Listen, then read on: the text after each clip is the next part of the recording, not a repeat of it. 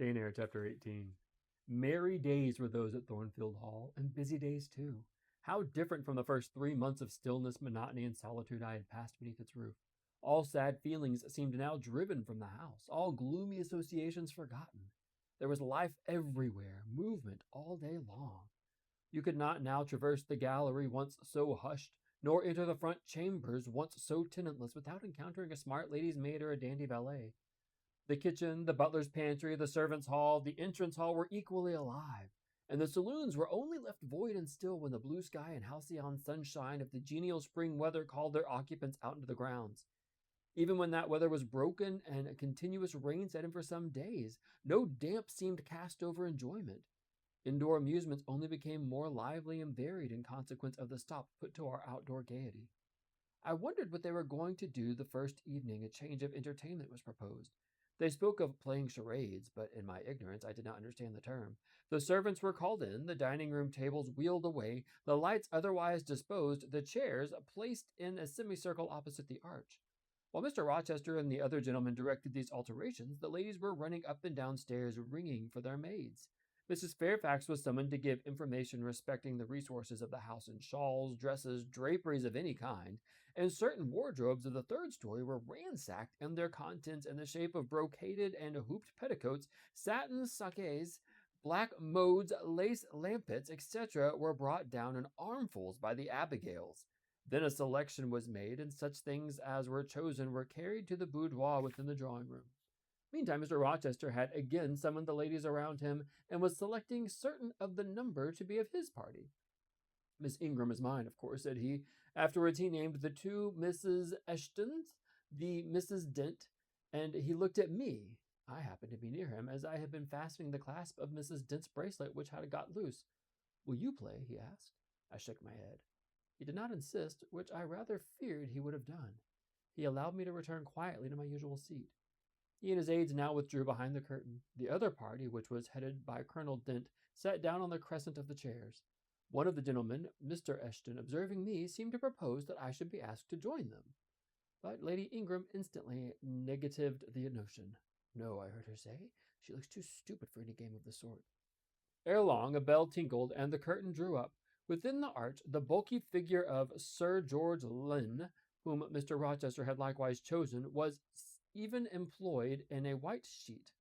Before him on a table lay open a large book, and at his side stood Amy Eshton, draped in Mr. Rochester's cloak and holding a book in her hand. Somebody unseen rang the bell merrily. Then Adele, who had insisted on being one of her guardian's party, bounded forward, scattering round her the contents of a basket of flowers she carried on her arm. Then appeared the magnificent figure of Miss Ingram, clad in white, a long veil on her head, and a wreath of roses round her brow. By her side walked Mr. Rochester, and together they drew near the table. They knelt, while Mrs. Dent and Louisa Eshton, dressed also in white, took up their stations behind them. A ceremony followed in dumb show, in which it was easy to recognize the pantomime of a marriage. At its termination, Colonel Dent and his party consulted in whispers for 2 minutes. Then the colonel called out, "Bride!"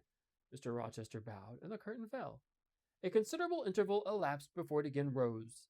Its second rising displayed a more elaborately prepared scene than the last. The drawing room, as I have been observed, was raised 2 steps above the dining room, and on the top of the upper step, placed a yard or 2 back within the room, appeared a large marble basin, which I recognized as an ornament of the conservatory, where it usually stood surrounded by exotics and tenanted by goldfish, and whence it must have been transported with some trouble on account of its size and weight. Seated on the carpet by the side of this basin was seen Mr. Rochester, costumed in shawls with a turban on his head. His dark eyes and swarth skin and pinum features suited the costume exactly. He looked the very model of an Eastern emir, an agent or a victim of the bowstring. Presently advanced into view Miss Ingram. She too was attired in Oriental fashion, a crimson scarf tied sash-like round the waist, an embroidered handkerchief knotted about her temples, her beautifully molded arms bare, one of them upraised in the act of supporting a pitcher poised gracefully on her head. Both her cast of form and feature, her complexion, and her genial air suggested the idea of some Israelitish princess of the patriarchal days, and such was doubtless the character she intended to represent. She approached the basin and bent over it as if to fill her pitcher. She again lifted it to her head. The personage on the well brink now seemed to accost her, to make some request. She hasted, let down her pitcher on her hand, and gave him to drink. From the bosom of his robe he then produced a casket, opened it, and showed magnificent bracelets and earrings. She acted astonishment and admiration. Kneeling, he laid the treasure at her feet. Incredulity and delight were expressed by her looks and gestures. The stranger fastened the bracelets on her arms and the rings in her ears. It was Eleazar and Rebecca. The camels only were wanting. The divining party again laid their heads together. Apparently, they could not agree about the word or syllable of the scene illustrated. Colonel Dent, their spokesman, demanded the tableau of the whole, whereupon the curtain again descended. On its third rising, only a portion of the drawing room was disclosed, the rest being concealed by a screen hung with some sort of dark and coarse drapery. The marble basin was removed, in its place a very dim light proceeding from a horn lantern, the wax candles being all extinguished. Amidst this sordid scene sat a man with his clenched hands resting on his knees and his eyes bent on the ground. I knew Mr. Rochester, though the begrimed face, the distorted dress, his coat hanging loose from one arm as if it had been almost torn from his back in a scuffle, the desperate and scowling countenance, the rough, bristling hair might well have disguised him. As he moved, a chain clanked. To his wrist were attached fetters. "Bridwell!" exclaimed Colonel Dent, and the charade was solved. A sufficient interval having elapsed for the performers to assume their ordinary costume, they re-entered the dining room. Mr. Rochester led in Miss Ingram. She was complimenting him on his acting. "Do you know," said she, "that of the three characters I liked you in the last part? Oh, you had but lived a few years earlier, what a gallant gentleman highwayman you would have made!" "Is all the soot washed from my face?" he asked, turning towards her. "Alas, yes. The more is the pity. Nothing could be more becoming to your complexion than that ruffian's rouge." "You would like a hero of the road, then?" "An English hero of the road would be the next best thing to an Italian bandit, and that could only be surpassed by a Levantine pirate." "Well, whatever I am, remember you are my wife. We are married an hour since in the presence of all these witnesses." She giggled, and her color rose. "Now, Dent," continued Mr. Rochester, "it is your turn." And as the other party withdrew, he and his band took the vacated seats. Miss Ingram placed herself at her leader's right hand. The other diviners filled the chairs on each side of him and her. I did not now watch the actors. I no longer waited with interest for the curtain to rise. My attention was absorbed by the spectators. My eyes, erewhile filled on the arch, were now irresistibly attracted to the semicircle of chairs. What charade Colonel Dent and his party played, what word they chose, how they acquitted themselves, I no longer remember, but I still see the consultation which followed each scene. I see Mr. Rochester turn to Miss Ingram, and Miss Ingram to him. I see her incline her head toward him, till the jetty curls almost touch his shoulders and wave against his cheeks. I hear their mutual whisperings. I recall their interchanged glances, and something even in the feeling roused by the spectacle returns in memory at this moment. I have told you, reader, that I am learnt to love Mr. Rochester. I could not unlove him now, merely because I found that he had ceased to notice me, because I might pass hours in his presence, and he would never once turn his eye in my direction, because I saw all his attentions appropriated by a great lady who scorned to touch me with the hem of her robes as she passed, who, if ever her dark and imperious eye fell on me by chance, would withdraw it instantly as from an object too mean to merit observation.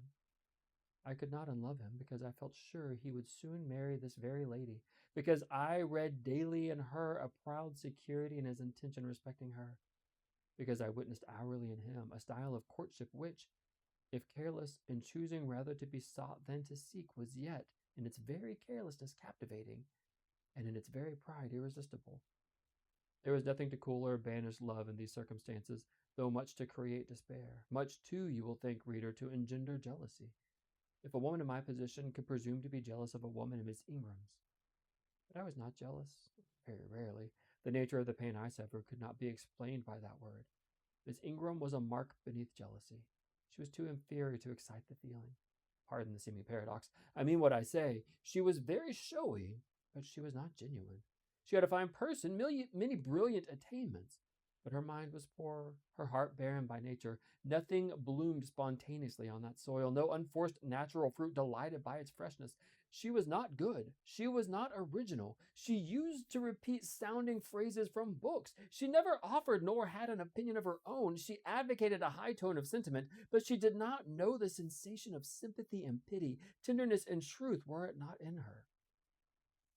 Too often she betrayed this by the undue vent she gave to a spiteful antipathy she had conceived against little Adele, pushing her away with some contemptuous epithet if she have happened to approach her, sometimes ordering her from the room, and always treating her with coldness and acrimony. Other eyes besides mine watched these manifestations of character, watched them closely, keenly, shrewdly. Yes, the future bridegroom, Mr. Rochester himself, exercised over his intended a ceaseless surveillance.